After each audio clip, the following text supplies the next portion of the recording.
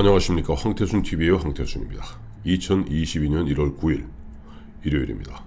D-59 대선까지 이제 59일이 남았습니다. 오늘 썸네일의 제목을 이렇게 달아봤습니다. 인천 상륙작전 대성공. 그리고 썸네일 그 사진 그건 윤석열 후보가 어제 1월 8일이죠. 어제 보니까 이마트에 가서 장을 보는 그런 사진입니다. 보니까 어제 윤석열 후보가 멸치와 여수 멸치와 콩을 샀더라고요. 그래서 요즘 정용진 회장의 이른바 멸치와 콩, 멸공, 즉 대한민국의 생존을 위협하는 공산당을 멸망시켜야 한다. 공산주의자들 멸망시켜야 한다. 정말 참 정용진 회장 참 소신 있는 그런 기업인인 것 같습니다. 그래서 잠깐 여기서 약간 여담 하나 하고 갈게요. 제가 알기에는 그렇습니다. 이 삼성가에서 보면 다 이 상속 문제 이 때문에 굉장히 골치가 아팠는데 이 상속 문제를 증여세 어마어마한 몇 조가 되는 증여세를 물고 정리한 것이 바로 이명희 회장이죠. 즉 정용진 회장의 어머니입니다. 이분들은 좀 아버지 어머니 다 살아 계시는데 정용진 회장한테 아예 수조 원에 달하는 증여세 물고 그냥 증여를 해버렸어요. 순차적으로. 그러다 보니까 이 상속세 좀 줄여보려고 어쩌고 저쩌고 하고 그다음에 승계하는 데 있어서 지분 확보 때문에 끙끙대다가 결국 삼성의 이재용 회장 같은 경우 감옥 갔다 오지 않았습니까? 근데 최소한 정용진 회장은 연배가 이재용 회장하고 정용진 회장하고 아마 동갑일 겁니다. 서울대도 같은 동기일 거예요. 근데 이 정용진 회장 같은 경우는 이제 두려운 게 없습니다. 아니 내가 내 세금 다 내고 부모로부터 물려받아서 부모님이 건강하게 살아 계시고 내가 당당하게 소신 있게 사업을 하다 보니까 현 정부 문재인 정부 좌파 정권이 가장 싫어하는 공산당이 싫어요. 공산당을 멸망시켜야 됩니다. 그리고 오늘 정영준이 그런 얘기도 하더라고요. 나는 최소한 어렸을 때 그렇게 배웠다. 우리가 어렸을 때 국민교육헌장 배우지 않았습니까? 반공정신이 우리는 민족 중흥의 역사적 사명을 띠고 쭉 나가다가 반공정신이 투철한 애국애적이 우리의 삶의 길이며 이거 배웠던 겁니다. 그리고 단순히 글로 배웠던 것이 아니라 체험으로 느꼈던 겁니다. 때문에 정용진 회장의 그와 같은 용기 있는 발언에 박수를 보내면서 정용진 회장의 그와 같은 용기 있는 그 발언에 힘을 보태려고 지금 국민의힘에 윤석열 후보 또 나경원 전 의원 등 다 이른바 멸공 캠페인을 벌이고 있습니다. 간단합니다. 멸치와 콩나물. 근데 가만히 그렇게 생각해 보니까 일요일이니까 좀 싱거운 얘기 좀 할게요. 저희 어머니 제가 이제 반찬을 다 하거든요. 근데 반찬 하는데 그래서 이제 보면 이제 오이 무침, 그다음에 무 생채는 제가 만들어서 냉장고에 넣어놓고 그다음에 밑반찬 4개를 기본으로 하고 있습니다. 그게 이제 우엉조림, 그다음에 어묵 볶음, 멸치 볶음, 콩자반입니다. 이 4가지는 기본 베이스로 저희 마침 저희 집 근처 창동시장에 반찬 가게 한 곳 있으면 참 맛있어요. 그래서 그걸 사다가 늘 저는 어머니와 함께 멸치와 콩자반을 먹습니다. 그러니까 윤석열 후보가 멸치와 콩나물을 산 멸공 캠페인 하고 있습니다만 전 예전부터 멸공 캠페인 하고 있습니다. 자, 이거 싱거운 얘기는 그만두고 이 멸공 이야기를 하는 이야기가 뭐냐니까 제가 인천 상륙작전을 오늘 떠올리게 됐습니다. 인천 상륙작전 아시죠? 6.25 전쟁 1950년 6.25 남침 때 이 공산당들이 우리를 저 남쪽 낙동강 다부동까지 밀고 내려옵니다.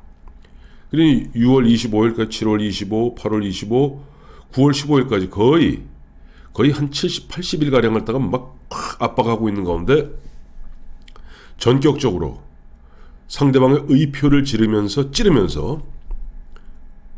적의 배후를 끊었던 것이 바로 맥어더 장군의 인천 상륙작전이죠. 공산당 김일성 집단들은 혼비백산했습니다. 결국 9월 15일 인천의 상륙작전에 성공했고 9월 28일 한 2주 만에 서울 수복 성공하게 됩니다. 가운데 그리고 저 밑에 다부동 근처에 있던 한국군과 미군이 치고 올라옵니다. 가운데 이른바 짜부가 되어 있던 이 공산당의 일부는 투항도 하겠습니다만은 상당수의 공산당들이 숨어 들어간 곳이 바로 지리산입니다. 지리산은 원래 그 남로당 빨치산 애들이 있던 데 아니에요? 그 걔들이 남로당 걔들이 벌렸던 일이 뭡니까? 남로당 애들이 벌렸던 것이 바로 제주 4.3. 4.3에서 반란 일으켰던 거 아닙니까? 또 48년 그 4.3 반란 일으킨 부분을 갖다가 진압하러 군대를 보내놨더니 그 군대 내에 있는 남로당들이 반란을 일으켰던 것이 여순 순천 반란 사건입니다. 이 자들이 싹 나중에 토벌되니까 싹 어디로 들어왔을까요? 바로 지리산으로 들어왔습니다. 지리산은 가장 험하지 않습니까? 휴전선 이남에 저쪽 한라산 빼고는 이 내륙에서는 지리산이 가장 높고 험하고 광범위합니다. 그러니 이 게릴라들이 숨어서 자기들이 이야기하는 소비에트, 이른바 해방군을 만들기 딱 십상이죠. 그러니까 중간에 짜부가 되었던 공산당 정규군들도 상당수가 글로 들어갑니다. 자, 언젠간 이 이야기는 한번 해드리겠습니다. 그래서 바로 지리산 언저리에 있는 그쪽 지역이 조금 그런 경향이 있다는 거죠. 그걸 갖다 물론 나중에 백선엽 장군의 백야전사가 토벌합니다마는 결국 지리산 빨치산이 마지막 박순덕인가 김순덕인가 하는 그 여자인데 마지막 빨치산이 잡힌 게 박정희 대통령이 5.16 쿠데타 하고 난 직후입니다. 그러니까 거의 10년 가까이를 갖다가 지리산에서 암약했습니다. 그리고 그 흔적들, 그 뿌리들이 지금도 우리 대한민국의 곳곳에 퍼져 있고 어떻게 보면 우리 내부에 분열과 내부에 서로의 상호 불신을 갖다 조장하는 그런 인자들이 되고 있죠. 어쨌든 인천 상륙작전을 갖다가 제가 말씀드리는 이유는 단순히 윤석열 후보가 멸치와 콩나물, 멸치와 콩자반, 정영진 회장의 멸공 그 캠페인에 나도 긍정적 의미의 미투를 한 것, 그것이 아니라 그건 물론이거니와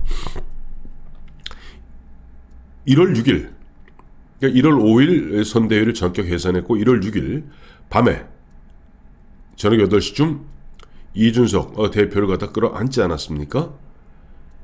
그리고 이제 나니까 3일 지났네요. 3일 지났습니다. 그 사이에 제가 그날도 1월 7일 날 말씀드렸습니다만은 아마 뭔가 윤석열 후보 반전과 반등의 교두보를 확보할 수 있었을 것이다. 할 것이다. 라고 예상해 봤습니다만은 오늘 1월 9일 오늘 그 KSOI 한국사회 여론조사연구소 여론조사 결과에 따르면 이재명이 37.6, 윤석열이 35.2, 안철수가 15.1, 안철수 굉장히 많이 올랐어요. 15까지. 그래서 이재명과 윤석열 차이가 1.5% 포인트로 줄어들었습니다. 전주에는 2.4% 포인트였습니다. 그러니까 줄어듭니다. 일단 윤석열 후보는 일단 추락세를 멈추었고 이재명의 상승세를 틀어잡고 물론 일정 부분이 지금 안철수한테 이동한 건 사실입니다. 그러나 저는 이 또한 긍정적으로 평가하고 있습니다. 왜냐하니까 지금 윤석열의 35.2와 안철수의 15.1을 합치면 50.3입니다. 50.3이 바로 정권 교체를 바라는 커다란 흐름이 있고 이것이 지금 깨지지 않고 있다는 것이고 그 사이에 어쨌든 윤석열로부터 빠져나갔던 것이 안철수를 많이 이동했던 건 사실인데 그렇기 때문에 안철수도 적극적으로 후보 단일화 이야기에 드디어 몸을 던지기 시작했던 겁니다. 저는 앞으로 59일 후보 등록일까지 하면은 한 달 조금 더 남았습니다만 그 전까지 그야말로 다이나믹하게 움직이면서 설 연휴를 갖다가 전후해서 다이나믹하게 움직이면서 윤석열과 안철수 어떠한 형태로든지 야권 통합 후보 단일화가 성사될 것이다 라고 예상해 보고 있습니다. 어차피 윤석열과 안철수는 제로섬 관계예요. 이 윤석열이 떠오르면 안철수가 조금 줄어들고 안철수가 떠오르면 윤석열이 줄어드는데 이 둘의 합은 정권 교체를 바라는 그러한 응답자의 합이다 라고 봐야 될 겁니다. 그런 가운데 일단 교두보를 확보하고 이른바 반격의 교두보를 확보한 윤석열 후보 벌써 1월 7일부터 연일 여성가족부를 폐지하겠다는 공약, 다음에 대장동과 관련해서 3번의 TV 토론으로는 부족하다, 더 하자. 그야말로 이재명 씨가 화들짝 놀랄 어떤 역제안. 거기다 오늘은 장병, 현재 좀 장병 사병들 월급 이야기 갖다가 야, 그 최저임금은 보장해 줘야 될 거 아니냐. 그것이 상식이다. 그게 공정이다. 현재 장병들, 그러니까 우리 부사관들 말고 부사관 장교 빼고 일반 징집병들, 장병들의 1년 월급이 다 합치면 한 2조, 한 2천억 된답니다. 근데 이것을 갖다 최저임금을 확보하는 차원에서 200만 원을 갖다 보장해 주면은 한 5조가 조금 넘는데요. 한 3조 가까이 증액되는 모양입니다. 근데 지금 현재 대한민국 국방 예산이 44조, 45조 가량 됩니다. 약간만 조정하면은 1년 예산이 지금 600조 아니에요. 우리나라가 충분히 가능한 이야기고, 어쨌든 이와 같이 그래서 이재명으로 봐서는 숨이 헉헉 넘어갈 정도로 여성가족부 폐지, 그다음에 대장동 관련해서 TV 토론 3번으로 부족하다. 앞으로 더 하자. 그동안 보면 도움 푸는데 달인 역할을 했던 이재명 씨 이제는 숨이 넘어갈 겁니다. 아니 이제 장병들 200만 원 최저임금 보장해 주겠다라고 윤석열이 되치고 나왔거든요. 그러니 이재명 씨 숨이 헉헉 넘어갈 겁니다. 그러다 보니까 오늘 언론에서는 이런 얘기를 하더군요. 윤석열 일단 그동안 조금 자기로부터 떨어져 나간 2대남, 20대 남자들, 청년층들을 갖다가 안으로 틀어잡고 바깥으로는 대장동으로 틀어잡고 이재명을 강력하게 압박하고 있다. 즉 이것이 바로 1월 5일 기존의 김종인 총괄선대위원장 중심의 선대위를 해산하고 후보 중심의 선대본부로 전격 바꾸면서 그 다음날 이준석 대표를 끌어안는 포용력을 보이면서 1월 7일부터 3일, 2박 3일 동안 벌여준 지금 윤석열 후보의 발빠른 행보입니다. 여성가족부 폐지 문제 나오니까 김부겸 씨, 김부겸 국무총리는 여가부가 그동안 한 역할이 많은데 하면서 은근히 지금 윤석열 후보의 그 공약에 대해서 흔한 얘기로 흠집을 내려고 하고 있는데 이거 우선 김부겸 씨 굉장히 위험합니다. 이런 식으로 선거에 개입하면은 김부겸 씨, 이 정권 끝나고 나서 김부겸 씨 잘못하면 감옥 갑니다. 이게 선거 개입입니다. 김부겸 씨 제가 좋아하는 학교 선배이기도 하고 사회에서도 수차례 만났던 형이기도 합니다만은 부겸형 이런 식으로 노골적으로 어떤 특정 후보의 공약에 대해서 이러쿵저러쿵 국무총리가 헛소리했다가 나중에 감옥 가는 수 생기니까 입 조심하기 바라고요. 저는 여성가족부 폐지에 적극적으로 찬동합니다. 황태순 TV에서 여러 차례 다뤄드렸을 겁니다. 여성가족부는요, 간단하게 얘기해서 원래 기존에 예전에 노태우 정부 시절에 했던 정무 무임소 장관이죠. 정무 제2장관실을 김대중 당선자 김대중 대통령이 되면서 정무 2장관실을 폐지하고 여성특별위원회를 만들고 그 다음에 2000년에 16대 총선 거치고 2001년에 여성부를 만듭니다. 그 여성부를 만든 이유는 아시죠? 여성부 만들 때 가장 목에 핏줄 세웠던 것이 이화여대, 이대 마피아들입니다. 2대 마피아. 2대 마피아의 원조, 2대 마피아의 저 조상은 정일영 전 의원, 정대철 전 의원의 어머니죠. 정일영 씨의 부인.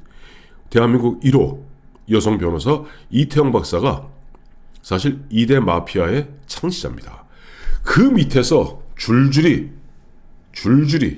뭐 이미경 전 무슨 장관, 여기 윤명 같은 경우는 이화여대는 안 나와서 대학원 나오고 이제 2대 마피아에 편입한 이른바 육두품 아니에요?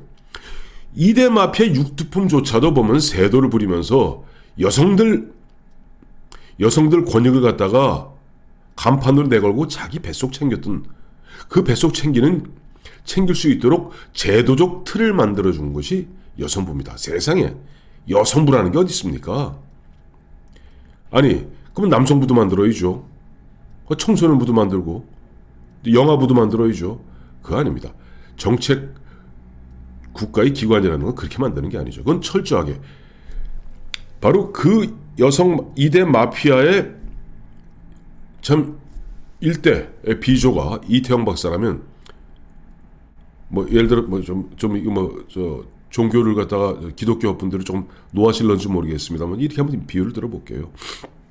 2대 마피아라는 집단의 뭐 리더가 예를 들면 모세가 있으면 여호수아 역할을 한 사람이 바로 이호 씨입니다. 이호 여사. 그러니 2대 마피아들이 힘을 쓸 수밖에 없고 윤미향 같은 아이들까지 지금 와서 그 용을 쓰고 있는 겁니다. 세도를 부리고요.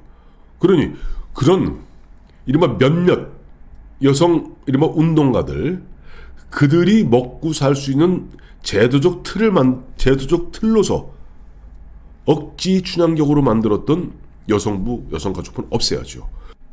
자, 그런 면에서 어쨌든 1월 9일 D-59 윤석열 후보의 인천 상륙작전 성공으로 말미암아 이제 견고한 반격의 교두보로 확보되었고 차곡차곡 이재명을 압박하면서 정권 교체의 파이를 키우는 가운데 이제 남은 과제는 제로섬 관계인 안철수, 윤석열 어떻게 하나로 융합시키느냐 이 숙제만 남은 것 같습니다. 고맙습니다.